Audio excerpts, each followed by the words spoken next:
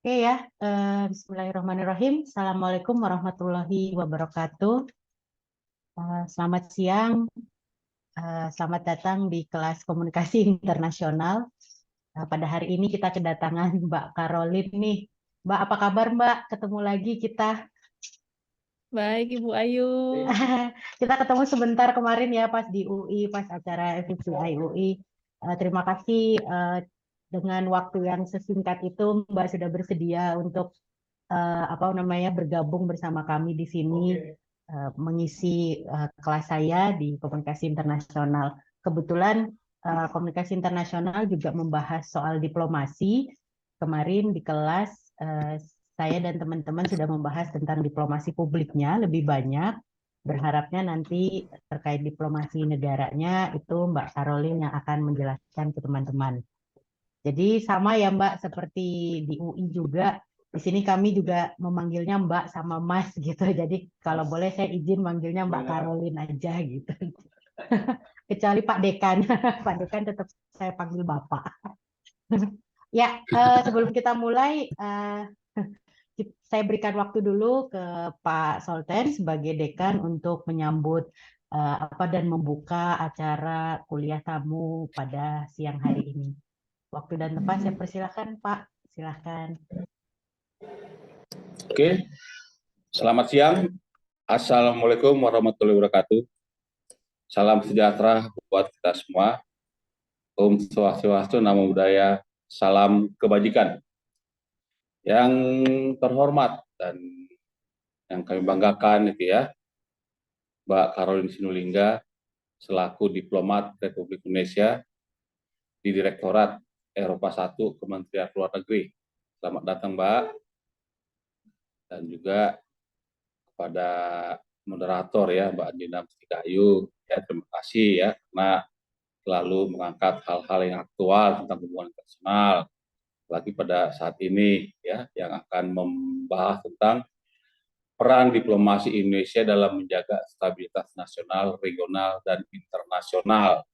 Dan memang kita akui diplomasi ini sangat penting sekali dikuasai ya, terutama oleh para mahasiswa yang mengambil prodi hubungan internasional. Karena dengan keberhasilan diplomasi ini, pasti apapun keinginan negara kita itu bisa terwujud apabila kita bisa mampu menjalankan diplomasi itu dengan baik. Dan untuk itu juga kami juga mengucapkan terima kasih kepada Kaprodi HI ya Pak Pradono dan juga dekan-dekan Prodi HI atas kebersamaannya sehingga kegiatan-kegiatan tentang penambahan wawasan ya kepada mahasiswa HI dan juga kepada dosen yang ada di HI maupun yang ada di FISIP maupun yang ada di USNI bisa semakin bertambah wawasan pengetahuan mengenai hal-hal yang berkaitan dengan dunia internasional. Dan untuk itu ya kami ucapkan terima kasih dan saya semoga ya acara ini bisa berjalan dengan baik, dan juga kepada Mbak Karolin Sinulinga kita juga berharap nggak hanya hari ini aja ya bisa memberikan ilmunya kepada Prodi HI ya, kami juga masih berharap agar di lain hari juga terus bisa menginformasikan informasi-informasi tentang peran diplomasi Indonesia kepada kami-kami yang ada di dunia pendidikan ini, sehingga kami bisa terus mengikuti perkembangan dan hubungan dengan luar negeri yang ada di Kementerian Luar Negeri. Itulah mungkin yang bisa kami sampaikan. Sekali lagi kami ucapkan terima kasih kepada Kapolri HI, kepada Bu Anita, dan kepada Mbak Karolin Sinulinga, dan kepada Faisal yang selalu berusaha membuat acara dengan baik. Dan itulah mungkin sekali lagi saya ucapkan terima kasih. Selamat siang. Wassalamualaikum warahmatullahi wabarakatuh. Waalaikumsalam warahmatullahi wabarakatuh. Terima kasih Pak Dekan atas sambutannya. Oke, tanpa berlama-lama lagi ya Mbak Karolin, karena kita juga santai, ini cuma kuliah tamu saja. Saya persilahkan langsung ke Mbak Karolin untuk menyampaikan materinya dan berdiskusi dengan kami gitu. Nanti teman-teman di akhir materinya dari Mbak Karolin nanti akan ada tanya jawab. Tergantung waktu ya, jadi mungkin bisa lebih banyak kalau misalnya waktunya juga cukup gitu. Silakan Mbak Karolin, mangga. Terima kasih, Ibu Ayu. Yang terhormat Pak Dekan, Pak Sultan Raja Guguk, Mas Pradono, Mbak Saya lihat ada Mbak Tabita juga. Salam kenal untuk teman-teman mungkin ya Mbak dan Mas yang mengikuti mata kuliah hari ini. Nama saya Caroline. Kebetulan saya baru berapa ya, mungkin ini 13 tahun ya berada di Kemlu, bekerja di Kemlu. Jadi pengalaman yang saya miliki terutama terkait diplomasi Indonesia yang merefleksikan pengalaman-pengalaman pekerjaan yang pernah saya lalui ya di Kemlu. Saya kemarin sempat melihat-lihat nih aktivitas-aktivitas FPC USNI yang sepertinya sudah mengundang banyak sekali pembicara-pembicara yang wah luar biasa, para dubes atau DCM, lalu profesor-profesor. Jadi kami mungkin di kesempatan hari ini lebih ke sharing pengalaman dan juga perspektif kami sebagai diplomat muda Indonesia melakukan dan menjalani tugas-tugas kediplomasian yang terkait dengan isu geopolitik dan isu geoekonomi. Saya sudah siapkan satu presentasi singkat. Ya, sesuai informasi dari Mbak Tabita dan juga Ibu Ayu, kami akan mengangkat mengenai bagaimana diplomasi Indonesia berperan dalam menjaga stabilitas baik regional, global. Namun mungkin sedikit caveat dari saya karena kebanyakan pengalaman saya lebih bersentuhan dengan isu ekonomi dan juga isu kerjasama bilateral, terutama dengan negara Eropa, dan juga merefleksikan profesi sebagai diplomat praktisi ya. Mungkin kita nanti akan ada sedikit nuansa-nuansa dan bumbu-bumbu tersebut gitu. Jadi tidak hard politics, tidak melulu membahas mengenai pressures geopolitik atau isu-isu geopolitik yang murni ya.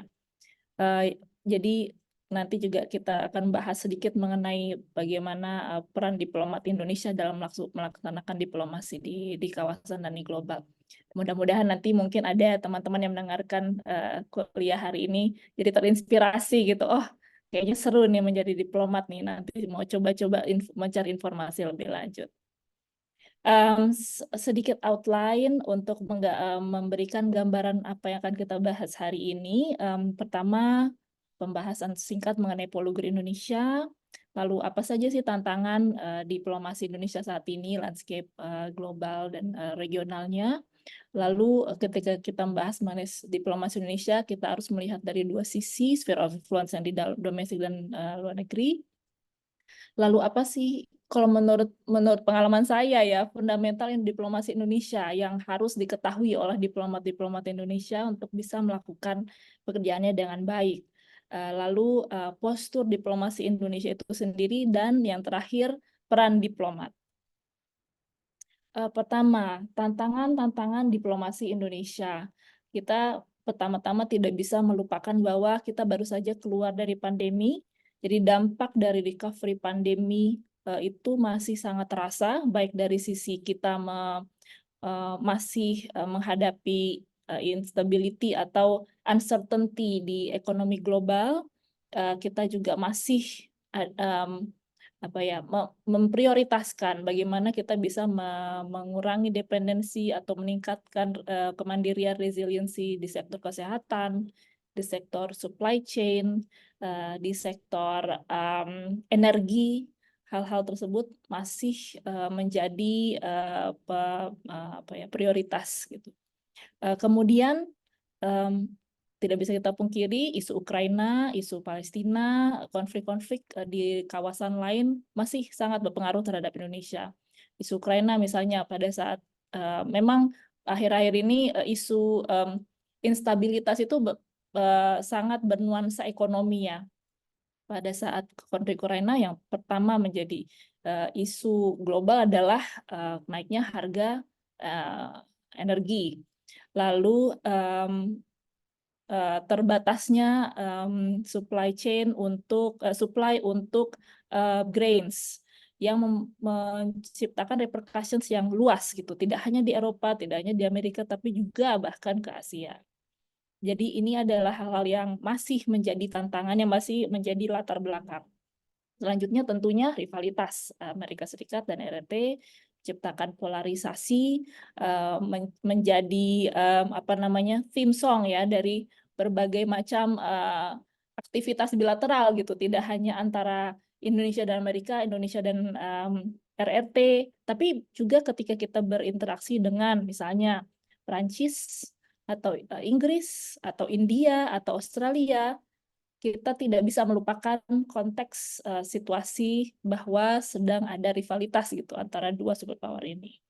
Laut Cina Selatan, kita memiliki kepentingan yang sangat besar untuk menjaga Laut Cina Selatan tetap stabil dan aman. Lebih luas dari itu, kawasan Indo-Pasifik juga sekarang menjadi apa ya, semacam area yang menjadi sphere of influence Indonesia, dalam arti penting bagi Indonesia untuk menciptakan kawasan Indo-Pasifik yang inklusif, tidak menjadi area untuk kompetisi power negara manapun, tidak menjadi tidak menghilangkan fokus dari ASEAN centrality. Jadi kita memiliki peran andil yang besar di situ untuk menjaga Indo-Pasifik yang stabil dan inklusif dan dapat bekerja sama dengan baik untuk menciptakan hasil-hasil konkret. Kenapa? Karena tidak bisa dipungkiri sebagian besar dari negara di Indo-Pasifik masih negara berkembang. Lalu tentunya isu Myanmar, walaupun ini merupakan isu yang menjadi apa ya PR-nya ASEAN, tapi juga mewarnai hubungan-hubungan kita dengan negara-negara lain. Kenapa? Karena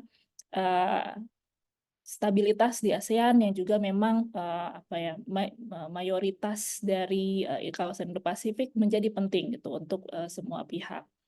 Terakhir, high dependency on foreign resources. Ini terkait juga dengan pandemi dan juga repercussions, secondary repercussions dari pandemi. Kita menyadari bahwa ternyata Indonesia cukup memiliki dependensi yang tinggi terhadap foreign resources. Lanjut terkait target-target Indonesia lainnya terkait pembangunan, misalnya kita ingin kita punya target net zero target, kita punya target untuk memiliki kemandirian di sisi mineral-mineral kritis. Di sini kita memahami bahwa Indonesia perlu memperkuat resilience-nya, perlu memperkuat kemandiriannya untuk mendapatkan supply-supply sumber daya atau komoditas yang strategis gitu untuk pembangunan Indonesia. Terkait itu kita melakukan diplomasi di dua sisi ya. Jadi tidak hanya kita melakukan diplomasi ke luar negeri, di mana Indonesia take leadership untuk isu-isu yang penting yang menjadi interest kita untuk mempromosikan perdamaian, mendorong multilateralisme, karena sebagai yang kita ketahui semua, multilateralisme saat ini tidak perfect, masih perlu menjalani berbagai macam reformasi, dan dinamikanya sangat fluid. Kita juga memiliki leadership untuk mendorong pembangunan berkelanjutan yang equitable, yang merepresentasikan konteks dari negara-negara berkembang. Kita juga ke luar negeri, kita juga tentunya mendorong penguatan kerjasama bilateral kita, tidak hanya dengan negara-negara traditional partners yang maju ya, tapi kita juga punya kepentingan untuk memperkuat kerjasama dengan non-traditional markets atau negara-negara strategis di mana Indonesia memerlukan kerjasama dengan negara tersebut untuk menciptakan resilience misalnya, baik dari sisi perdagangan maupun investasi outbound. Nah, selain sphere of influence luar negeri, kita juga perlu memperhatikan kebutuhan di dalam negeri yang menjadi fondasi ya, fondasi why, the why dari kenapa kita melakukan suatu diplomasi. Ibu Menteri Luar Negeri selalu mengingatkan ya kepada para diplomatnya, kita harus melakukan diplomasi yang membumi. Down to earth bukan maksudnya tidak pede ya, tapi diplomasi yang berdasarkan pemahaman yang nyata mengenai apa yang dibutuhkan oleh masyarakat Indonesia. Dan diplomasi yang nanti hasilnya konkret, bukan diplomasi yang sebatas diskusi di depan meja perundingan atau di depan meja seminar gitu. Jadi kita harus memiliki perspektif itu. Ketika kita melakukan kegiatan atau kita mau melakukan intervensi, kenapa, apa yang menjadi penting untuk masyarakat Indonesia, negara Indonesia, itu yang harus kita dorong dan kita bawa di dalam aktivitas diplomasi kita. Lalu fundamental diplomasi Indonesia yang menurut saya menjadi highlight saat ini ya. Pertama, luar negeri bebas aktif itu menjadi sesuatu yang bahkan menjadi lebih penting sekarang. Lalu memiliki hasil konkret dan leadership Indonesia harus muncul di tingkat kawasan dan global. Selanjutnya, ini adalah tema utama ya dari kuliah hari ini, stabilitas regional dan global. Di saat Indonesia berada di crossroads, di mana situasi regional dan global ini menjadi dipertaruhkan ya. Peran Indonesia adalah mendorong pergeseran paradigma yang tidak mendukung kondisi stabil. Pertama, yang selalu menjadi posisi Indonesia adalah kita harus mendorong paradigma yang kolaboratif, bukan zero sum game. Kita juga harus mendorong paradigma inklusif, bukan eksklusif. Jadi ketika kita bahas Indo-Pasifik, ketika kita ingin kemarin Indonesia menggelar ASEAN Indo-Pacific Forum yang menjadi flagship dari keketuaan kita, ASEAN Summit, prinsip utama adalah tidak ada negara yang dikucilkan, tidak ada negara yang masuk menawarkan kerjasamanya dengan Indonesia, tapi dengan caveat, dengan nuansa untuk memajukan satu polar tertentu. Nah, itu tidak menjadi stance Indonesia dan itu bukan menjadi style leadership Indonesia. Selanjutnya, untuk mendorong kondisi yang lebih stabil, kita mencoba untuk mengarahkan ya, tidak hanya isu-isu yang dibahas tidak hanya didominasi oleh isu keamanan atau geopolitik, tapi kita mencoba mendorong pada isu-isu ekonomi yang berfokus pada what are our global challenges, future global challenges. Masih banyak isu global challenges yang sebenarnya belum kita selesaikan, terutama yang berkaitan dengan kesejahteraan, sustainable development. Indonesia terutama punya ambisi untuk nanti tahun 2045 menjadi negara maju. Kita punya konkret targets ya, yang sebenarnya tidak akan dapat bisa tercapai tanpa kerjasama dengan negara lain. Oleh karena itu, penekanan pada isu-isu ekonomi menjadi salah satu strategi kita untuk menciptakan kondisi yang lebih stabil. Nah, selanjutnya terakhir, terutama ini di Indo-Pasifik, kita punya ASEAN Outlook on the Indo-Pacific dan mekanisme-mekanisme yang didorong oleh ASEAN lainnya, ini yang juga selalu menjadi pilar utama diplomasi Indonesia ketika kita berdiplomasi di kawasan yang membahas isu-isu kawasan. Apakah suatu kerjasama ini sudah share the spirit of ASEAN Outlook on the Indo-Pacific, yaitu konkret, yaitu inklusif, yaitu kolaboratif, dan apakah ini kerjasama ini mendistract kita gitu dari sentralitas ASEAN yang penting untuk menciptakan stabilitas regional. Secara singkat, ketika kita berbicara ya, seorang diplomat itu melakukan intervensi, engage dengan counterpartnya, kita punya 4 prinsip yang menurut saya selalu kita bawa gitu ya. Pertama, Indonesia perlu menjadi bridge builder, yaitu kita tidak akan lupa terhadap apa sih kepentingan negara berkembang, apa sih yang menjadi shared interest kita.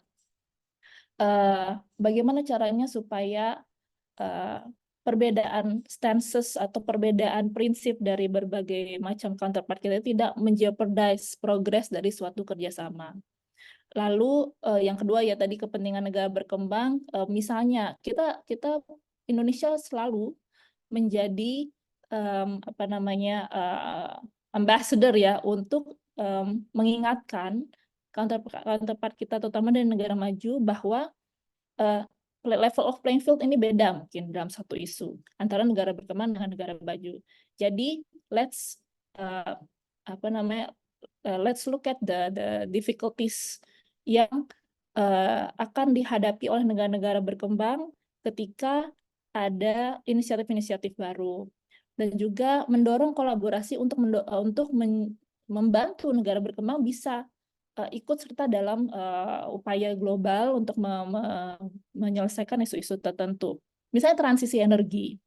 Semua orang tahu transisi energi itu bagus, tapi ketika kita menargetkan suatu hal, kita harus, posisi Indonesia adalah melihat apakah negara-negara berkembang is well placed untuk bear the burdens of the misalnya pressures atau standards yang akan sulit gitu untuk dicapai. Dalam konteks transisi energi terutama kita harus menyadari bahwa it costs money, it costs a lot of money. Jadi ketika ingin membawa isu transisi energi, jangan lupa kita harus menyiapkan funding atau membuat kerjasama yang membawa the transfer of technology, capacity building terhadap negara-negara berkembang. Jadi ini adalah hal-hal yang selalu Indonesia lakukan. Lalu kredibilitas, walk the talk. Misalnya juga mengenai climate change. Indonesia sudah melakukan berbagai macam upaya-upaya untuk meningkatkan dekarbonisasi, menekan emisi. Jadi ketika Indonesia mengatakan bahwa kita harus memiliki perspektif yang lebih nuanced terkait transisi energi, people believe in us karena ya Indonesia juga melakukan PR-nya. Yang terakhir constructive engagement, kita mendorong ketika kita melakukan berpartisipasi dalam suatu kerjasama, kita memberikan masukan-masukan yang konstruktif terkait bagaimana suatu kerjasama akan sukses, akan mendapatkan partisipasi dari semakin banyak pihak. Jadi dan bagaimana suatu kerjasama itu fill in the gap of the existing cooperation atau enrich an existing cooperation. Jadi kita mencoba agar terutama di konteks multilateral ya kita tidak spread our sources too thin, tapi kita bisa saling mendukung suatu kerjasama yang sudah ada sehingga bisa lebih solid menjadi konkret. Terkait postur Indonesia memiliki modal yang sangat besar ya, karena kita memiliki perwakilan RI di luar negeri dalam jumlah yang sangat besar. Jadi ini adalah resources kita. Kita ada di berbagai macam, kita ada di semua benua tentunya.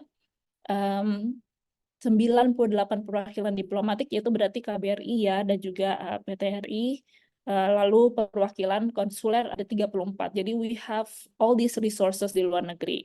Kenapa saya mengangkat ini? Karena di balik angka-angka ini, there are diplomats. Ada orang-orang yang melakukan kegiatan diplomasi sehari-harinya. Jadi bayangkan, we have diplomats spread all across the globe, dan ini adalah modal diplomasi kita. Sebagai mungkin untuk menarik ya ke level yang jauh lebih real, ketika seorang diplomat itu melakukan diplomasi yang tujuannya nanti adalah untuk mendorong stabilitas di region, di tingkat global, kita tidak pernah lupa empat fungsi diplomat sebenarnya: representing, promoting, negotiating, and protecting. Jadi kalau nanti suatu hari teman-teman yang berpartisipasi di hari ini nanti masuk Kemlu gitu ya, mungkin di diklat hari pertama diklatnya akan mendengar 4 kata ini. Dari dulu sampai sekarang mungkin dari pertama Kemlu terbentuk kali ya, kita kita hold on to these 4 functions of diplomat. Tentunya pertama representing, kita show up ya, diplomat adalah pihak yang individu yang mewakili Indonesia di forum-forum internasional, di meja negosiasi, di suatu resepsi negara, menunjukkan kehadiran Indonesia di suatu event gitu ya, di suatu momen. Lalu kita yang kedua adalah promoting. Ini menjadi, kalau kita bilang indeks kerja suatu diplomat, promoting ini menjadi suatu elemen yang paling besar bobotnya saat ini. Kita bukan hanya untuk mempromot peace and development dan stabilitas, tapi kita juga harus mempromot ekonomi Indonesia, potensi-potensi peluang-peluang yang ada di Indonesia, baik kerjasama investasi, kerjasama budaya, kerjasama pendidikan, semua aspek-aspek kerjasama harus kita promosikan. Jadi diplomat Indonesia sebenarnya to some extent jualan ya, tukang jualan, tapi kita menjual peluang-peluang yang ada di negara kita. Lalu negotiating, tentunya untuk semua perjanjian-perjanjian, baik perjanjian yang bersifat soft ya, atau perjanjian yang misalnya perbatasan atau negosiasi FTA, kita harus hadir dan bisa gitu untuk carry the burden, carry the torch untuk mencapai target-target Indonesia, dan itu tidak selalu mudah. Misalnya EU CEPA itu mungkin sudah negosiasinya sudah berjalan mungkin 5 tahun ya, jadi tidak mudah untuk melakukan negotiating ini. That's why we need experts, we need people with with sharpness dan keinginan untuk fight for their country, tapi di negotiating table untuk mencapai tujuan-tujuan Indonesia. Lalu yang terakhir ada protecting. Ya, diplomat Indonesia itu tidak, mungkin ini adalah satu aspek yang sangat penting dan membedakan diplomat Indonesia dan diplomat dari negara-negara lainnya. Elemen protecting kita tuh sangat tinggi. Jadi itu masuk dalam DNA kita. Setiap diplomat yang ada di KBRI, KJRI, walaupun dia tidak menangani isu perlindungan warga negara Indonesia, mereka they have to be good at it. Misalnya di semua diklat diplomatiknya Kemlu, you will have berbagai macam diklat mengenai perlindungan, mulai dari TPPO, dan juga diklat mengenai isu-isu yang mengemuka gitu ya di terkait warga negara kita. We are always updating ourselves with the latest information dan skills juga. Jadi kita, kalau teman-teman membayangkan diplomat itu selalu pakai jas gitu ya, ngomongnya berbelit-belit, bahasanya indah-indah dan selalu ada di forum-forum internasional yang keren-keren, that's not, menurut saya pribadi, that's not the hardest part of the job. The hardest part of the job adalah memprotek warga negara kita dari berbagai macam isu dan juga kendala di luar negeri yang sangat berbeda, sangat diverse, tapi kita we have to achieve the goal, karena ini mengenai kehidupan seorang warga negara. Jadi there's no room for failure ya ketika kita membahas mengenai protecting. Ini sebenarnya sedikit gambaran mengenai pengalaman saya sebagai seorang diplomat. Kenapa saya taruh di sini? Karena saya ingin menunjukkan bahwa tadi kita kan membahas mengenai stability, geopolitics, isu global, isu regional. Sebenarnya ketika seseorang masuk dalam Kemlu dan melakukan kegiatannya sebagai seorang diplomat, yang akan kita lakukan sangat diverse. Pertama, mengenai representing dan negotiating, saya dari Direktorat Eropa 1. Ini adalah direktorat regional ya, yang membahas isu-isu kerjasama bilateral. Jadi seperti kamusnya dan PIC-nya kerjasama bilateral Indonesia dengan satu negara. Di sini misalnya Ibu Menteri Luar Negeri dan Menteri Luar Negeri Prancis pada saat itu menandatangani yang namanya Plan of Action untuk memperkuat strategic partnership Indonesia-Prancis. Jadi kita menegosiasikan teksnya hingga dapat ditandatangani oleh kedua menteri.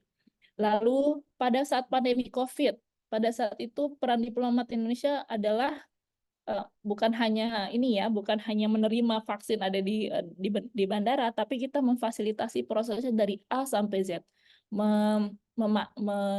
memastikan kita mendapatkan dukungan vaksin pada saat itu, memastikan vaksinnya tepat untuk kita, mendorong adanya kerjasama antara BPOM atau antara Bio Farma dengan counterpart mereka di luar negeri. Ini adalah hal-hal yang kemarin kita lakukan pada saat pandemi. Lalu hal lain yang saya lakukan waktu itu adalah membantu kesuksesan presidensi Indonesia di G20. Kalau teman-teman pernah mendengar Pak Presiden mengumumkan concrete deliverables dari G20, ini adalah hal-hal yang di belakang layar dilakukan oleh para diplomat Indonesia gitu. Kita mendorong adanya kerjasama konkret dari negara-negara G20 dan juga invite saat itu kepada Indonesia untuk dalam rangka memanfaatkan momentum Indonesia sebagai presidensi G20. Lalu ASEAN Indo-Pacific Forum ini yang terlaksana kemarin pada bulan September, ini adalah momen yang unprecedented ya, di mana Indonesia menggelar suatu event yang besar terkait Indo-Pasifik. Selain dihadiri oleh para leaders ASEAN Indo-Pasifik ini itu juga dimanfaatkan dengan baik ya oleh leaders gitu dari Jepang, dari Kanada, dari Australia untuk mengumumkan komitmen mereka terhadap Indo-Pasifik gitu, bahwa they are there to help, they are there to cooperate dengan ASEAN dan juga negara Indo-Pasifik, dan ini semua dapat dilakukan karena leadership Indonesia di ASEAN dan di Indo-Pasifik dinilai positif gitu untuk mendorong kerjasama di kawasan. Lalu yang terakhir adalah ini pelindungan dan pelayanan. Tahun depan kita ada pemilu ya. Pada tahun 2019 saya berpartisipasi menjadi panitia pemilu waktu itu di KBRI Paris. Jadi tiba-tiba nyemplung kita harus mempelajari mengenai bagaimana caranya mencatat nomor, mencatat perolehan suara gitu, atau bagaimana caranya melakukan pencocokan dan penelitian. Jadi hal yang sangat berbeda gitu dengan diplomasi pada umumnya. Dan yang terakhir adalah pada saat itu saya membantu di fungsi konsuler, mendapatkan kesempatan untuk bisa memulangkan salah satu warga negara kita yang pada saat itu adalah korban TPPO. Jadi mungkin, dan itu pada saat itu agak-agak drama ya, di mana kita harus pergi ke bandara mencegat mencegat majikannya sebelum bisa naik ke pesawat, sehingga pada saat itu kita bisa mencegat warga negara Qatar untuk tidak naik pesawat, ya bayangkan, supaya dia bisa mempertanggungjawabkan hak-hak yang dimiliki oleh warga negara kita, hak keuangan, hak tiket dan lain-lain, sehingga warga negara kita bisa pulang dengan selamat dan tanpa kerugian material gitu. Jadi mungkin kalau saya bukan diplomat Indonesia, saya tidak akan bisa berkesempatan untuk melakukan itu untuk warga negara kita.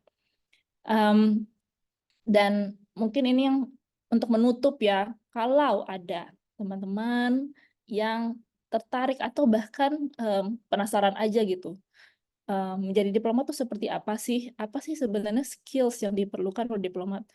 Dulu saya berpikir pada saat saya S1 ya, mungkin yang perlu dipahami oleh seorang diplomat adalah paradigma gitu ya, realis, strukturalis gitu, konstruktivis. Itu bagus, itu bisa menjadi latar belakang kita untuk memahami suatu isu ya. We can become a sharper diplomat ketika kita mempelajari hal-hal tersebut. Namun in reality, skill-skills yang perlu dimiliki oleh diplomat Indonesia itu diverse gitu. Pertama, tentu saja eager to learn. Kenapa? Karena seperti yang tadi saya tunjukkan, kita tidak bisa menolak ya ketika mendapatkan tanggung jawab dan menangani isu-isu yang berbeda dari yang selama ini kita tangani. Lalu kita juga harus mampu bekerja dalam tim. Jadi kalau teman-teman di sini masuk dalam organisasi, manfaatkanlah pengalaman itu untuk mengasah teamwork teman-teman. Atau kalau di sini ada yang menjadi leader dari suatu tim gitu ya, manfaatkan itu untuk mengasah leadership, tapi dengan fondasi kolaboratif ya, semangat kolaboratif, bukan semangat saya di sini untuk mendapatkan sesuatu gitu. Karena ketika kita menjadi diplomat ya, our work is our shared work gitu. Tidak bisa kita capai hasil yang baik itu bisa kita capai hanya sendirian. Lalu agile. Saya ingat banget waktu itu kalau nggak salah Ibu Menlu memberikan speech ya kepada para diplomat Indonesia. Pada saat itu beliau menekankan bahwa diplomat harus agile. Apa itu agile? Kita harus siap untuk bisa be an expert on something ketika itu harus dilakukan. Misalnya pada saat itu pada awal pandemi, siapa yang tahu mengenai vaksin mRNA, platform-platform vaksin, peran Bio-Farma di dalam bagaimana sih vaksin itu ada versi bulk, ada versi ini, versi itu. Ini bukan suatu hal yang diplomat tuh ketahui ya, tidak dilatih gitu pada saat masuk Kemlu. Tapi dalam waktu yang singkat kita harus bisa mempelajari itu dan melakukan diplomasi yang spesifik di aspek itu. Jadi kita harus bisa luwes dan kita harus bisa menyesuaikan diri dengan tuntutan diplomasi yang dibutuhkan oleh Indonesia gitu pada saat itu. Lalu kita juga harus kreatif. Percayalah ketika kita datang ke KBRI, ke perwakilan, kita masuk ke negara yang baru, kita tidak ya tentunya di situ orang-orangnya berbeda ya dengan orang yang di Indonesia ya, tidak ada organisasi atau institusi yang sama dengan yang di Indonesia. Jadi kita harus meningkatkan kreativitas kita ya untuk mencapai misalnya KBRI ingin melakukan engagement terhadap pebisnis di bidang energi gitu. Kita tidak bisa melakukan apa yang biasanya kita lakukan di Indonesia mengenai itu. Mungkin di sana tidak ada Kadin. Mungkin di sana tidak ada asosiasi mengenai energi terbarukan. So we have to be creative. Jadi challenge-nya itu, kita masuk ke dalam environment yang kita tidak tahu. Lalu tentunya mampu berjejaring, ini sangat penting. Jadi teman-teman yang agak-agak introvert di sini, mungkin jangan dilihat seremnya ya berjejaring, tapi lihat manfaatnya. Kalau kita sering berjejaring, pertama kita mendapatkan informasi. Kedua, kita ketika kita nanti membutuhkan bantuan ya orang lain, terutama misalnya kita punya banyak rekan di think tank atau kita punya banyak rekan di pebisnis, di komunitas bisnis, ketika kita membutuhkan suatu partisipasi mereka untuk mendukung kesuksesan kegiatan dalam hal yang misalnya Kementerian Luar Negeri atau KBRI, kita tidak kesulitan gitu untuk menggather support dari orang lain.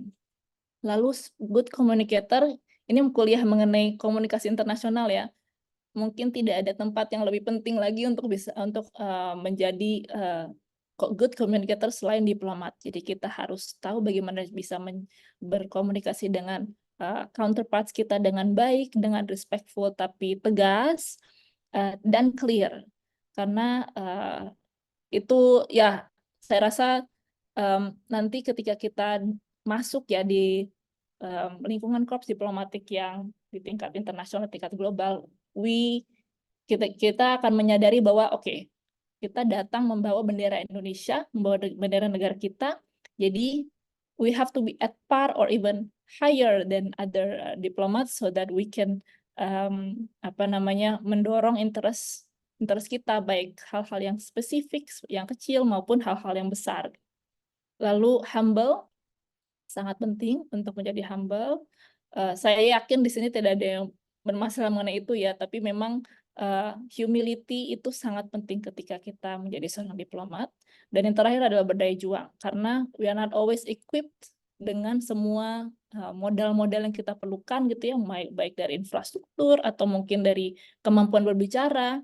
Misalnya ada diplomat yang tiba-tiba ditaruh di Lisbon, Portugal, tapi kita tidak selalu memiliki diplomat yang berbahasa Portugis ya untuk ditaruh di negara-negara bahasa Portugis. Di sini adalah salah satu basic, ini adalah hal basic yang bisa mengganggu pekerjaan kalau kita tidak memiliki daya juang. Jadi memiliki daya juang itu sangat penting. Mungkin itu saja dari saya, Mbak Ayu. Saya sangat welcome, teman-teman jangan ragu-ragu untuk bertanya, baik yang berkaitan dengan isu-isu geopolitik, bisa juga maupun juga hal-hal yang berkaitan dengan what it is to be a diplomat ya, pengalaman-pengalaman saya dan juga tips-tips mungkin untuk menjadi diplomat.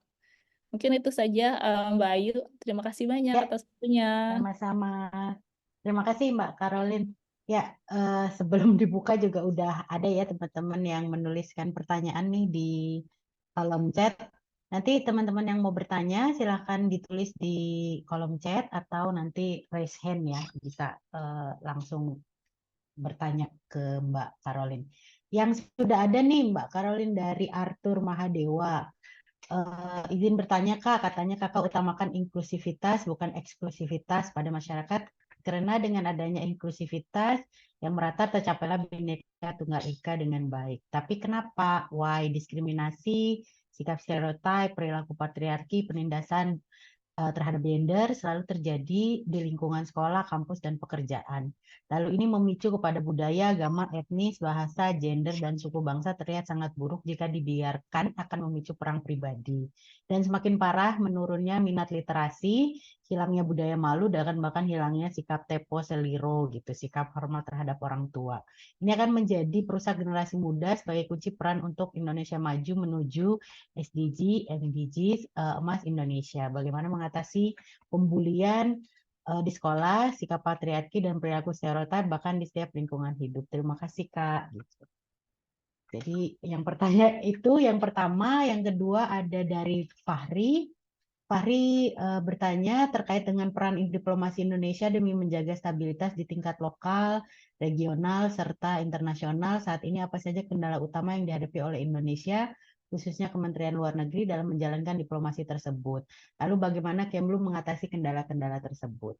Oke, ini yang pertama mungkin lebih domestik kali ya, maksudnya isu-isu tentang patriarki, gender, dan isu pembulian di sekolah yang banyak terjadi. Mungkin pendapat Mbak gimana Mbak? Baik, terima kasih Mbak Ayu. Mas Arthur ya, jadi ini mungkin memang agak berbeda dengan definisi inklusivitas yang tadi sempat saya share, karena dalam presentasi saya, inklusivitas yang saya maksud itu lebih ke ketika Indonesia mendorong partisipasi semua ya, tidak ada negara yang boleh ketika bekerja sama dengan ASEAN atau di Indo-Pasifik itu melakukannya dengan persyaratan gitu untuk mengeksklud negara tertentu.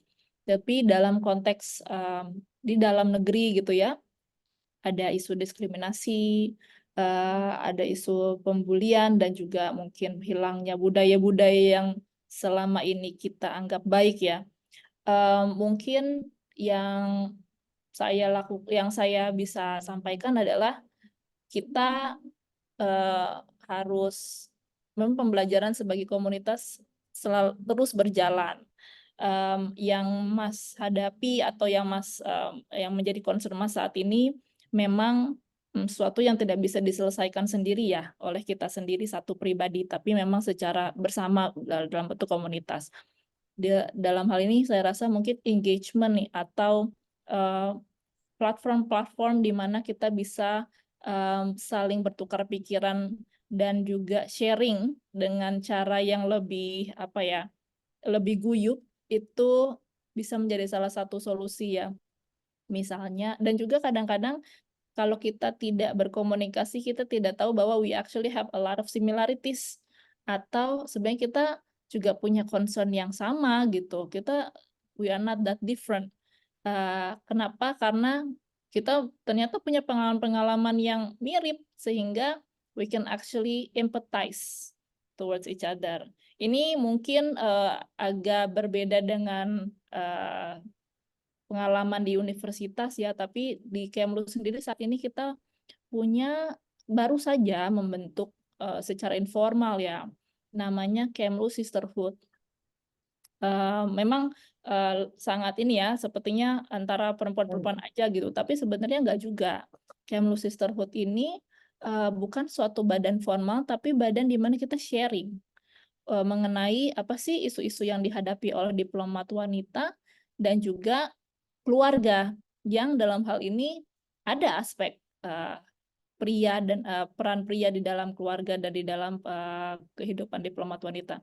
Yang mau saya sampaikan adalah ketika kita sharing, jadi formatnya sangat luas ya, sangat informal gitu. Kita sharing-sharing aja, ngobrol mengenai isu-isu tertentu, what were our experiences, dan ternyata setelah kita ngobrol bersama, diplomat muda sampai diplomat yang sudah senior sekalipun ternyata mengalami isu yang serupa, misalnya work-life balance sulit gitu, atau ada membutuhkan dukungan dari keluarga untuk bisa misalnya melakukan penempatan di luar negeri gitu, di mana keluarga harus berkorban, harus ikut. Itu kan hal-hal yang sama dihadapi dari diplomat dulu dan sekarang. Yang bagus dari sesi-sesi diskusi tersebut adalah kita jadi punya empati. Oh ternyata dia atau ibu ini atau mbak ini juga menghadapi hal yang sama dengan saya gitu. Jadi they are not that stranger gitu terhadap kita. Ini sebenarnya satu contoh ya yang bisa direplikat, dalam arti yang kita mau capai adalah bagaimana supaya yang tadinya renggang, kita kok kayaknya distant banget ya, gak kenal. Yang ini saya anggap tidak sopan, atau yang ini saya anggap melakukan penindasan gitu. Lalu ketika kita berikan platform untuk semua berdiskusi, semua jadi bisa memahami where each other is coming from. Kalau saya percaya pasti ada ada efek es menjadi lebih cair gitu. Ketika kita memiliki forum-forum tersebut, kita sharing bersama supaya misalnya differences mengenai attitude atau differences mengenai cara pandang itu bisa menjadi lebih soft dampaknya terhadap komunitas kita. Ya, itu mungkin dari saya, Mbak Ayu. Ada pertanyaan selanjutnya. Terima kasih Mbak Caroline. Yang kedua mungkin yang terkait kendala mengatasi peran Indonesia, diplomasi Indonesia gitu. Ya, jadi pertanyaannya adalah untuk menjaga stabilitas, kendalanya apa? Terutama di kawasan mungkin ya. Kendalanya memang tidak bisa dipungkiri adalah rivalitas antara Amerika Serikat dan RRT, dan juga dampaknya terhadap kohesivitas gitu ya di kawasan. Yang menjadi strategi dari Indonesia adalah, pertama, ada dua hal sebenarnya. Yang pertama adalah kita harus menjaga ASEAN itu kuat. ASEAN menjadi organisasi asosiasi negara-negara yang berkolaborasi satu sama lain. We are a unity untuk mencapai hal-hal yang konkret yang memang masih dibutuhkan gitu untuk pembangunan kawasan kita. Yang kedua adalah memastikan ketika ada negara lain, negara dari luar kawasan ingin berpartisipasi, berperan di kawasan, itu dilakukan secara inklusif dan tidak untuk memecah belah. In short sebenarnya itu. Jadi strateginya itu. yang kita lakukan, apa saja yang kita lakukan untuk mencapai itu banyak. Kita berperan di semua avenue. Kita menyuarakan hal tersebut di berbagai forum, di berbagai aktivitas kita, di berbagai engagement kita. Jadi memang peran diplomasi itu harus ada di mana-mana ya. Jadi spirit of inclusivity, spirit of ASEAN centrality dan cohesiveness itu harus kita suarakan di semua forum gitu, di semua avenue. Ya, mungkin itu dari saya, Mbak Ayu. Oke, terima kasih Mbak Caroline. Sudah ada lagi yang mau bertanya nih, ada Albi. Albi, silakan Albi. Halo, selamat siang Bu Caroline. Selamat siang. Dari pemaparan yang tadi udah dijelaskan, saya mau tanya, kita tahu bahwa Indonesia itu sangat serius untuk melakukan diplomasi di tingkat organisasi ASEAN. Pertanyaan saya, apakah negara-negara ASEAN juga melakukan keseriusan serupa di organisasi ASEAN? Dan yang kedua, apabila negara kawasan ASEAN tidak seserius yang seperti Indonesia lakukan, akankah Indonesia merubah haluannya mungkin ke kawasan regional lain atau mungkin bilateral fokusnya, jadi tidak melalui ASEAN? Seperti itu. Terima kasih.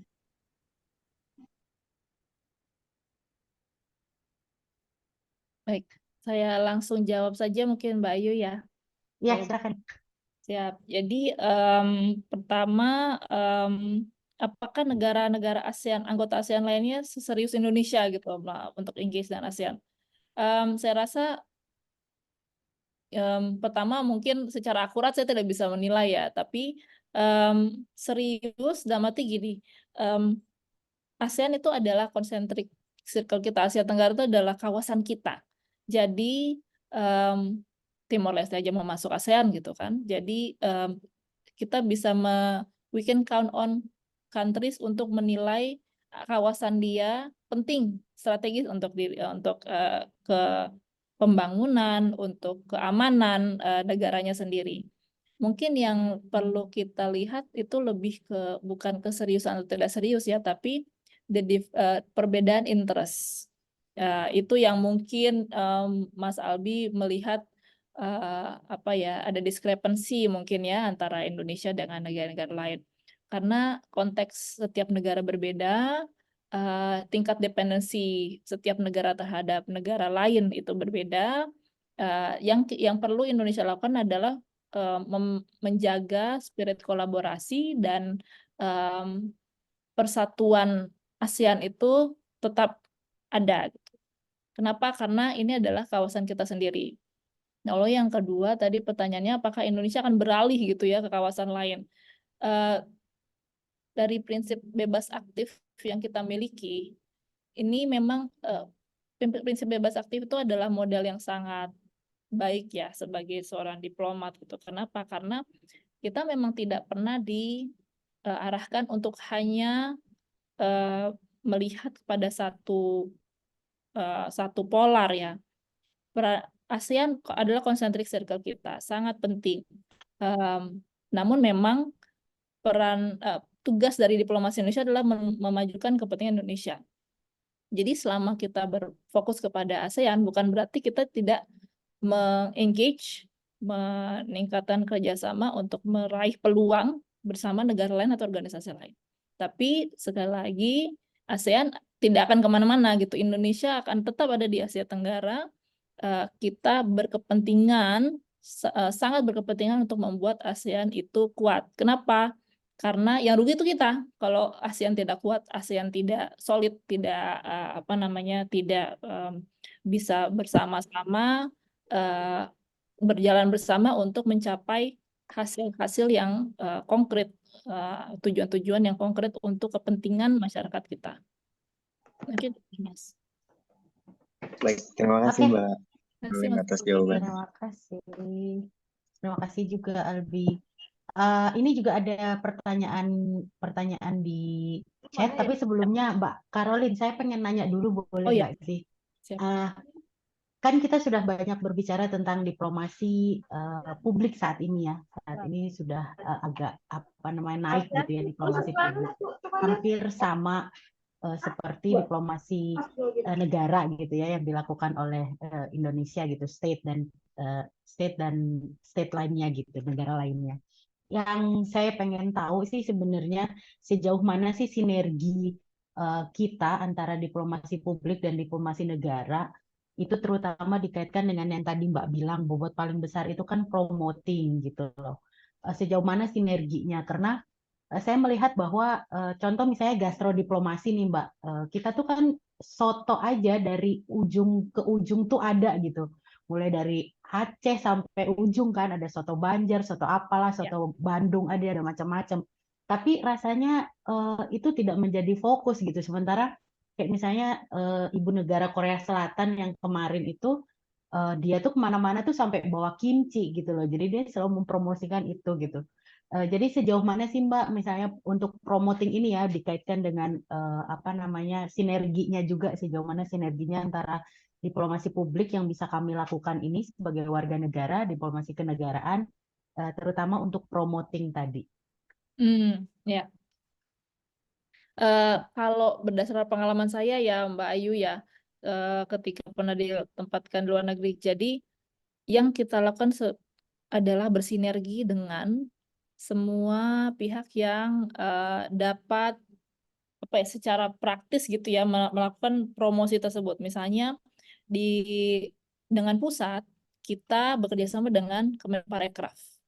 Kita bekerja sama dengan restoran atau InJourney. InJourney itu holding BUMN terkait ini ya ekonomi kreatif. Kita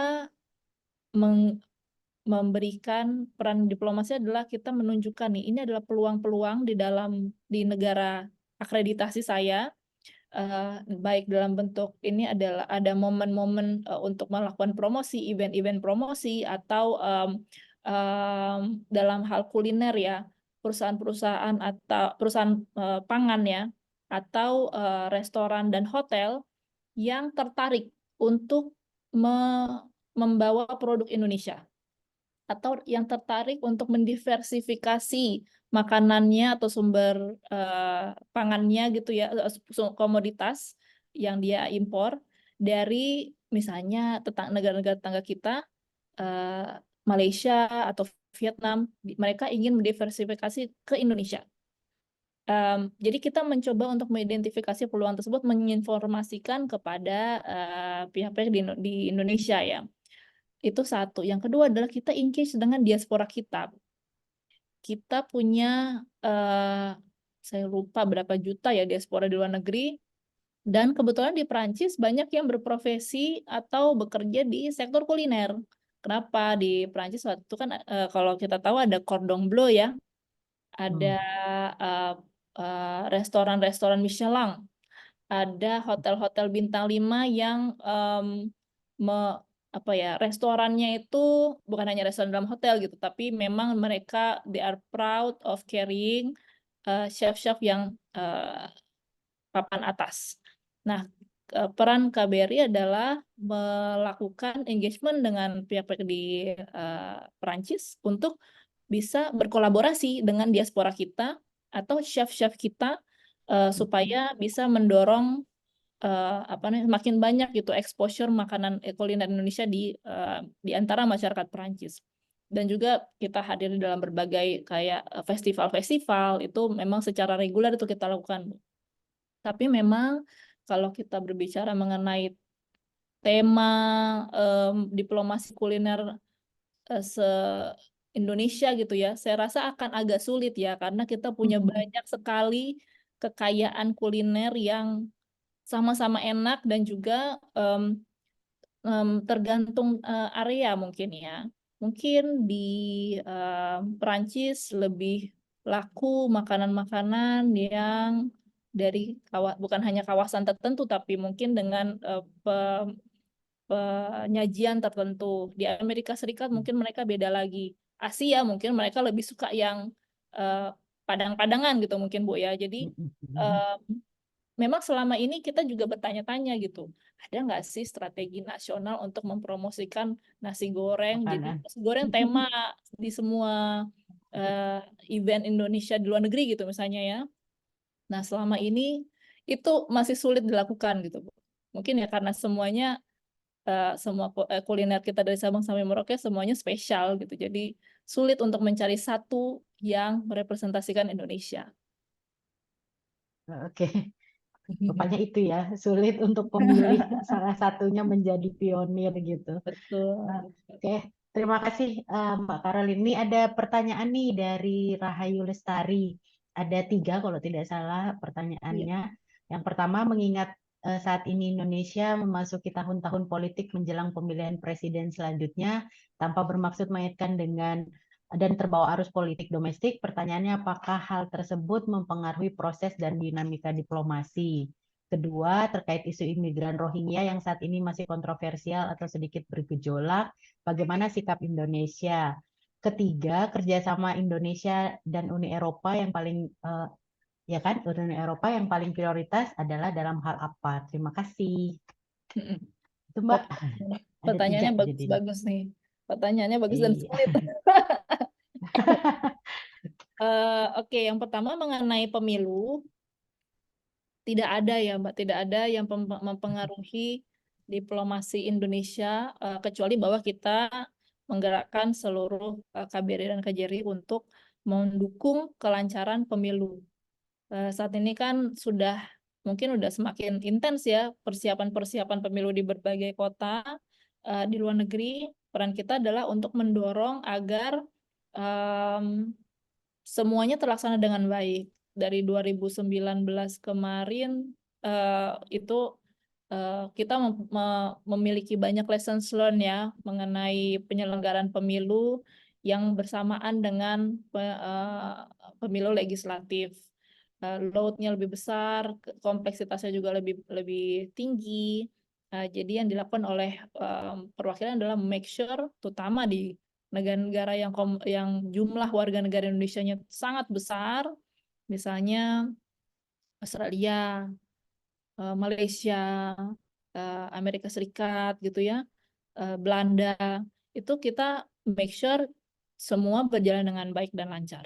Itu saja karena tidak mudah untuk menyelenggarakan pemilu di luar negeri dengan berbagai macam kompleksitasnya ya, perbedaan waktu, keterbatasan ruangan, dan juga memang jumlah panitia yang mungkin tidak sebanding dengan jumlah warga negara yang akan memilih di sana. Jadi kompleksitasnya besar, itu yang kita upayakan untuk tetap dilaksanakan sebaik mungkin. Ya, jadi tidak mempengaruhi dinamika diplomasi kita ya. Lalu mengenai isu migran Rohingya, kalau ini saya harapkan mungkin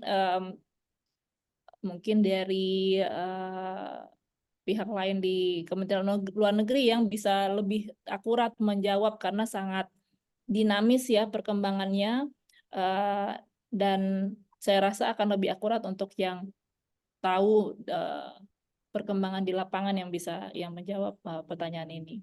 Nah, tapi kalau yang ketiga, kerjasama Indonesia EU, yang prioritas saat ini adalah EU-CEPA. Penyelesaian Indonesia EU Comprehensive Economic Partnership Agreement, yang tujuannya adalah untuk memperluas akses pasar ya produk Indonesia kepada ke negara-negara EU. EU itu kan kalau nggak salah 26 ya negara anggotanya. Pasar yang sangat besar untuk Indonesia, namun banyak sekali hambatan non tarif yang masih kita rasakan gitu. Jadi sangat mempengaruhi ekspor kita ke sana. Dibandingkan Vietnam misalnya ya, mereka sudah menandatangani perjanjian perdagangan, jadi ekspor Vietnam ke EU sangat jauh di atas kita. Kendalanya apa saat ini? Kendalanya adalah berbagai macam terms dan conditions yang sedang dinegosiasikan, yang diinginkan oleh Eropa, dan yang kita masih dispute gitu. Target dari Pak Presiden adalah sesegera mungkin EU-CEPA ini bisa ditandatangani. Beberapa isu yang menjadi contentious adalah misalnya syarat mengenai syarat mengenai government procurement, syarat mengenai TKDN, yang memang kita merasa sangat penting untuk kita protek karena itu sangat penting untuk mendorong ekosistem domestik untuk suatu produk gitu ya, untuk memproduksi suatu komoditas itu tetap terjaga. Jadi kita merasa ada hal-hal yang tidak bisa dirubah gitu, just for the sake of getting agreement dengan European Union. Tapi di sisi lain European Union juga punya standar-standar tertentu terkait energi terbarukan atau terkait free competition ya antara perusahaan EU dan juga perusahaan Indonesia yang mereka perjuangkan. Jadi hal-hal ini masih menjadi negosiasi dan tapi menjadi prioritas kita juga untuk segera terselesaikan. Jadi saat ini masih dinegosiasikan. Ya mungkin itu ya Mbak Ayu ya, 3 pertanyaan dari Mbak Rahayu ya tadi ya. Iya, betul. Terima kasih Mbak atas jawabannya. Mungkin nanti yang keduanya mungkin ketika ada pengisi yang lain ya, karena beda ini. Seru banget. Takutnya kurang akurat. Oke, ada pertanyaan lagi ini dari Dilar. Halo Kakak Caroline, selamat sore. Mau bertanya, sekiranya ada warga negara Indonesia yang kena kasus atau jerat hukum negara tersebut dan berlangsung ke persidangan. Nah, apakah ada pendampingan dari Kemenlu?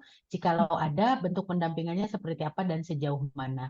Ini kalau bisa saya tambahin sih Mbak Caroline, seperti kasus yang TKW yang tiba-tiba sudah dihukum mati itu loh di Arab Saudi itu, dan Indonesia tuh seperti apa sih sebenarnya posisinya, apa tidak tahu atau bagaimana gitu, kenapa kok sudah dijatuhi hukuman gitu, kalau bisa saya tambahkan sedikit.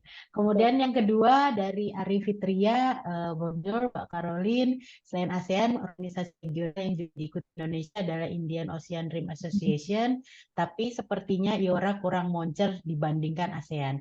Apakah karena konflik di Samudra Hindia tidak sepanas di Laut Cina Selatan? Apa saja yang bisa diambil sebagai manfaat dari keanggotaan Indonesia di IORA? Oh ya, itu saja. Terima kasih. Siap.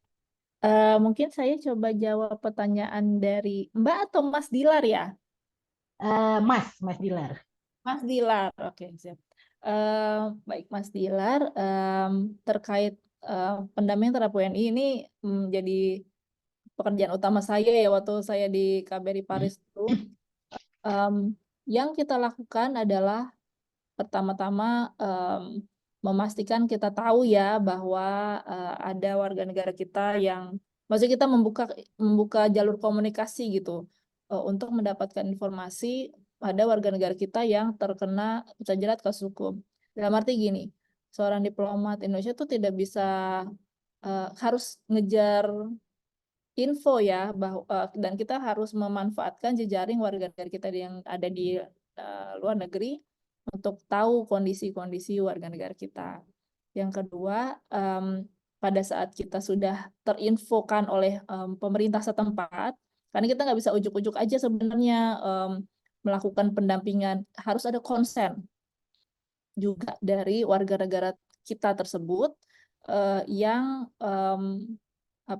memberikan izin pada KBRI silakan lakukan pendampingan. Ada juga yang sebenarnya nggak mau, ada yang nggak mau karena dia merasa bisa menyelesaikannya sendiri. Nah, dalam hal KBRI atau pemerintah Indonesia melakukan pendampingan, kita pertama-tama memastikan bahwa prosedur hukum yang memang menjadi hak warga negara kita itu terpenuhi. Misalnya, yang bersangkutan itu harus mendapatkan pendampingan hukum dari pengacara. Kalau yang bersangkutan nggak bisa mencari pengacara sendiri, pengadilan akan mencarikan pengacara pro bono. Jadi tidak akan disidang tanpa ada pembelanya gitu. Itu satu. Yang kedua, mendapatkan informasi yang lengkap dan juga resmi terkait kasusnya.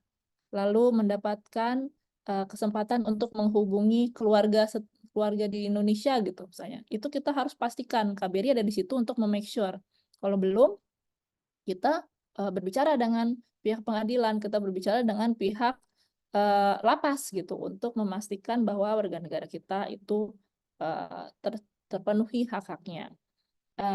Kita juga bisa datang ke lapas mengunjungi, memberikan apa namanya penjelasan mengenai sistem pengadilan setempat yang mungkin tidak dipahami oleh warga negara kita yang terjerat hukum.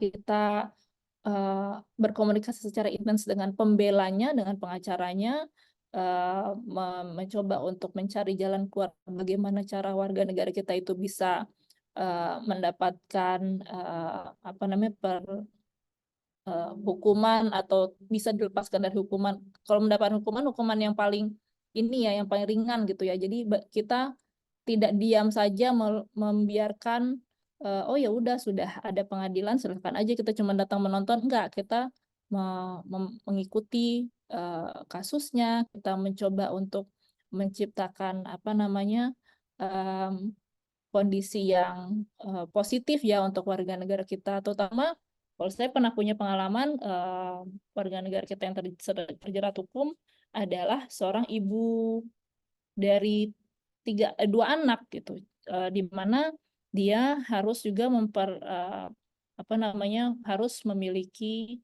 akses gitu terhadap anak-anaknya. Nah, mendapatkan akses terhadap anak-anak ini kan juga sesuatu yang tidak mudah ya ketika misalnya warga negara kita tidak bisa bahasa setempat atau tidak mengerti apa namanya sistem hukum setempat. Ternyata dia punya hak gitu untuk bertemu dengan anak-anaknya. Hal-hal tersebut semua yang kecil-kecil juga kita lakukan pendampingan. Kita make sure warga negara kita mendapatkan perlakuan yang seadil-adilnya. Itu. Ya mungkin sejauh mana ya selama kasusnya berjalan, KBRI tetap atau KJRI tetap melakukan pendampingan gitu. Mungkin itu untuk Mas Dilar. Lalu untuk terkait IORA dibandingkan dengan ASEAN, ya mungkin karena ASEAN memang apa ya core organisasi di kawasan kita ya, yang Indonesia punya kepentingan yang sangat besar untuk make sure itu berprogres dan mencapai hasil yang baik ya dibandingkan. Maksudnya IORA adalah organisasi yang lebih luas, memiliki mandat-mandat yang penting juga mengenai apa namanya kerjasama maritim, negara-negara maritim gitu. Namun kalau dibandingkan dengan ASEAN ya memang beda ya Mbak ininya apa namanya magnitude-nya. ASEAN juga sudah apa namanya memiliki organisasi yang cukup yang kompleks ya dengan berbagai macam target di level-level teknis. Jadi memang kalau dilihat perbedaannya memang pasti akan berbeda antara IORA dengan ASEAN. Mungkin tadi saya melihat ada yang resen, oh enggak ya, udah enggak resen lagi. Ya, terima kasih Mbak Karolin. Ya. Ini ada mungkin kita 15 menit lagi ya, siapa tahu masih ada yang mau bertanya sebelum ini. Ada satu nih Mbak dari Krista Kori. Selamat sore Kak Karolin, izin bertanya Kak, untuk sekarang ini sebagai diplomat, bagaimana mempertimbangkan fokus utama untuk diplomasi Indonesia, sedangkan untuk isu ekonomi kan ada banyak jenisnya gitu. Betul. Ini pertanyaan yang sangat-sangat bagus karena betul sekali diplomasi ekonomi itu sangat diverse ya. Mungkin beda dengan Australia, Indonesia kan tidak punya, kalau Australia kan Department of Foreign Affairs and Trade ya. Jadi mereka punya cabang yang khusus membahas mengenai dan bekerja untuk diplomasi ekonomi. Nah, kalau Indonesia kita cukup apa namanya generalis gitu di dalam Kemlu. Tapi kita sekarang sudah mulai semakin memperhatikan dengan lebih apa ya dengan bobot yang lebih tinggi diplomasi ekonomi yang yang holistik. Nah, saat ini Kementerian Luar Negeri dan juga beberapa kementerian lain, terutama Bappenas, ya kita sedang menyusun yang namanya Grand Design Diplomasi Ekonomi untuk mengidentifikasi apa isu-isu yang menjadi prioritas utama Indonesia terkait ekonomi. Mungkin untuk yang politik dan keamanan ada lagi ya hal-hal yang misalnya penguatan defense industry atau alutsista dan lain. Tapi kalau diplomasi ekonomi sangat luas, mulai dari memastikan vaksin ketika nanti diperlukan, kemampuan untuk memproduksi vaksin dalam negeri, sampai menurunkan emisi untuk dengan cara meningkatkan jumlah dan kapasitas pembangkit listrik tenaga energi terbarukan, sampai pupuk, sampai pangan mungkin ya, agroindustri. Nah, ini tidak ada satu hal yang lebih penting dari yang lain ya, yang akan dilakukan oleh Grand Design Diplomasi ini adalah untuk memetakan kita ingin ketika ini kita berdiplomasi dengan Uni Eropa, prioritas kita apa? Apakah prioritas kita pupuk atau alutsista, maksudnya transfer teknologi untuk strategi industri yang strategis, atau ketika kita misalnya ke Australia, kita mau cari apa di Australia? Apakah kita mau cari peningkatan ekspor atau peningkatan impor daging, atau kita ingin memastikan suplai litium dari Australia. Jadi yang harus kita lakukan sekarang adalah take into account semua kepentingan kita dan juga semua peluang yang ada di luar sana. Baik kita ingin mengekspor atau kita ingin mendatangkan investasi, kita harus memetakan. Jadi tidak mencoba untuk mendisregard satu isu untuk memfokuskan pada isu lain, tapi kita memetakan secara holistik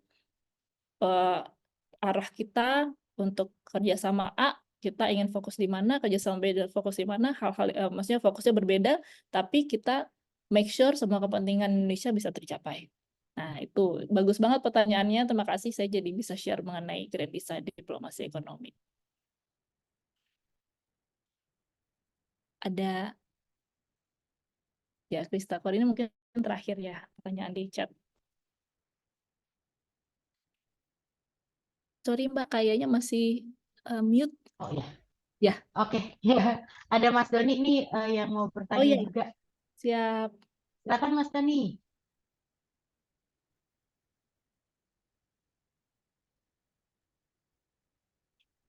Oke, cek. Ya, apakah sudah terdengar suara saya? Ya, sudah Mas.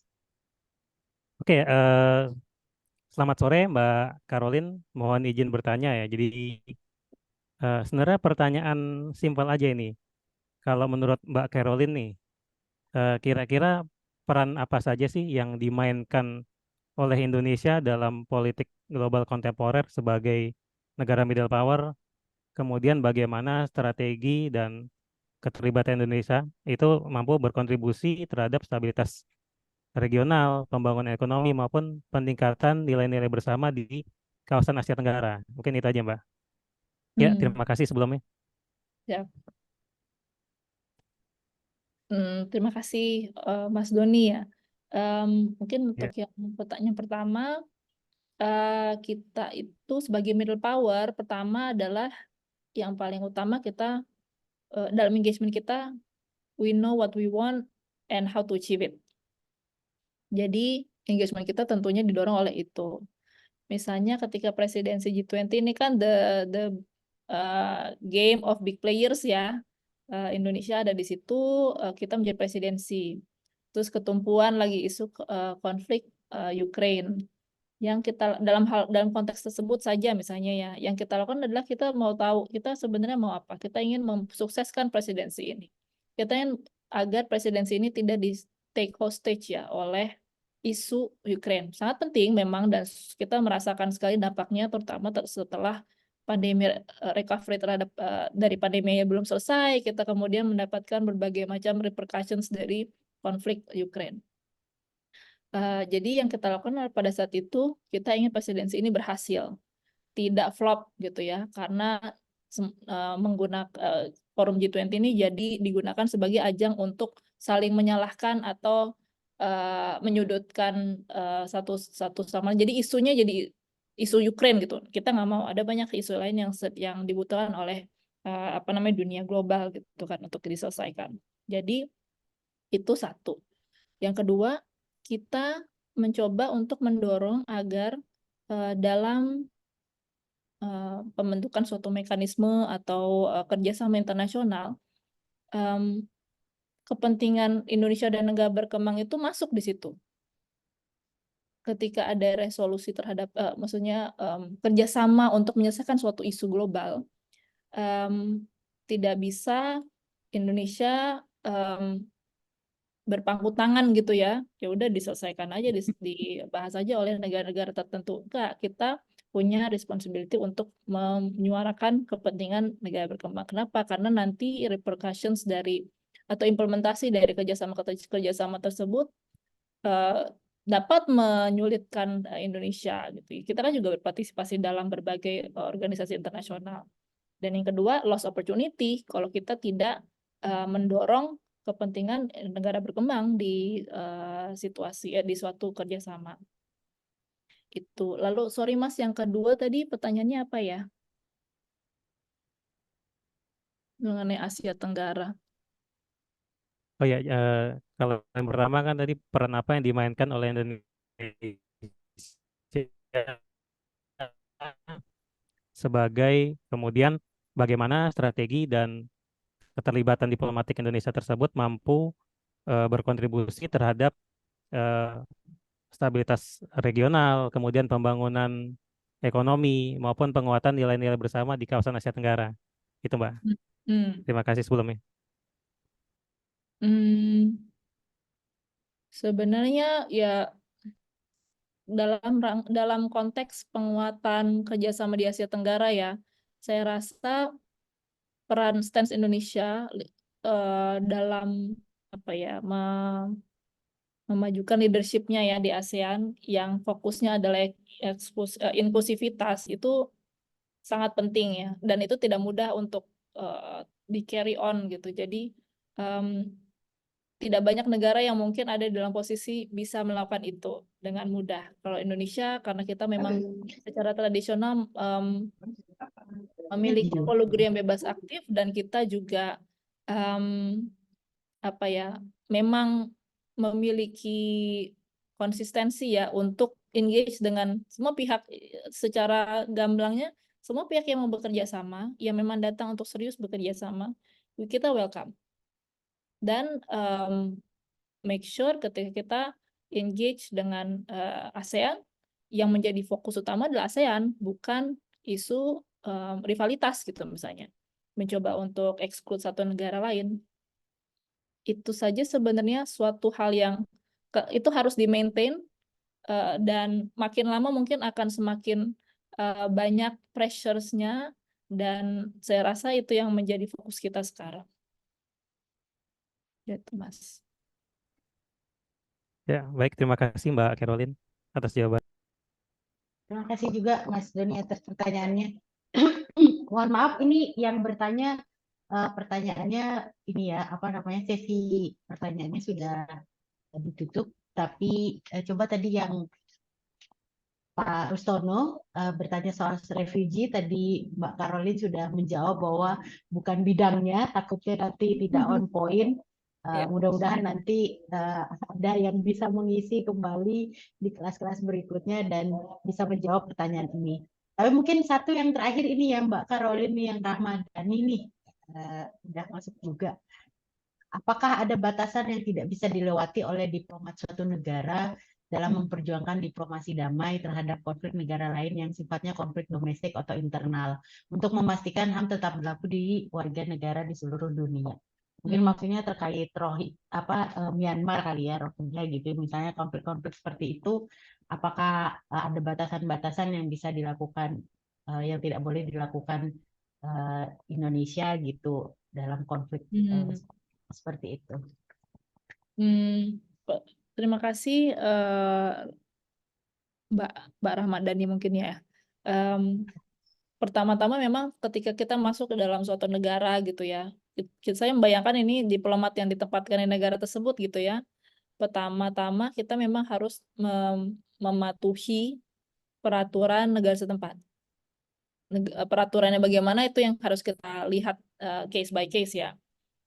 Kita tidak bisa melakukan intervensi politik negara setempat. Kita harus bekerja sesuai dengan koridor yang ada. Dan peran, misalnya kalau dalam situasi dalam konteks Myanmar, kita menggunakan mekanisme ASEAN untuk berperan di situ. Jadi kita datang sebagai sesama anggota ASEAN, membawa kepentingan ASEAN di dalam isu Myanmar. Jadi kita nggak bisa nanti kita di persona non grata, Mbak, bisa dipulangin nanti diusir nanti kita dari negara setempat kalau kita dinilai sudah melanggar hukum di sana. Jadi memang diplomasi itu, dan ini resiprokal ya, kita juga menuntut diplomat yang ada di Indonesia untuk menghormati hukum setempat, hukum kita, dan tidak mencampuri isu politik di dalam negeri ya. Dan ketika kita ingin melakukan suatu engagement dengan negara tersebut, kita lakukan melalui jalur formal, melalui jalur pemerintah, dan juga organisasi internasional seperti ASEAN. Gitu. Jadi kita ada batasan-batasannya, Mbak. Kita tidak boleh melanggar hukum karena kita bisa di persona non grata. Sebenarnya kehadiran suatu diplomat di suatu negara itu melalui proses approval. Jadi ketika seseorang itu ditempatkan di Indonesia, itu sudah minta izin dulu lah ininya ya, secara gamblangnya sebelum masuk Indonesia. Jadi kita ada karena kita hadir di suatu negara karena ada konsen dari negara tersebut, negara penerima. Jadi kita juga subject to kewajiban untuk menghormati dan mematuhi peraturan negara tersebut. Demikian, Mbak. Oke, terima kasih Mbak Karolin. Wah, lengkap ini ya. Mbaknya nggak berhenti-berhenti tadi dari jam 2 ngobrol, bicara terus. Aduh, kalau ini kita mau lanjut terus kayaknya sampai maghrib ya, karena pertanyaan-pertanyaannya seru-seru banget gitu. Kalau nggak ingat, aduh Mbaknya dari tadi ngobrol nggak ngomong, nggak minum-minum. Aduh, mohon maaf nih Mbak, soalnya ini sesinya sangat seru sekali gitu. Baiklah teman-teman, sesi mata kuliah kita pada siang hari ini sampai sore hari ini sudah selesai. Sekali lagi saya mengucapkan terima kasih nih sama Mbak Karolin. Seperti tadi yang kata dekan kami bilang, mudah-mudahan ini bukan yang terakhir kalinya gitu, bukan yang pertama dan terakhir kalinya Mbak Karolin bersedia untuk mengisi mata kuliah gitu ya, sesi mata kuliah di Universitas Satya Negara Indonesia. Sebelum ditutup mungkin kita foto bersama dulu teman-teman yang di Zoom ini, di ruang Zoom ini, mohon dinyalakan dulu kameranya untuk foto bersama. Nanti yang ambil Faisal ya dan Mas Doni gitu. Ayo teman-teman.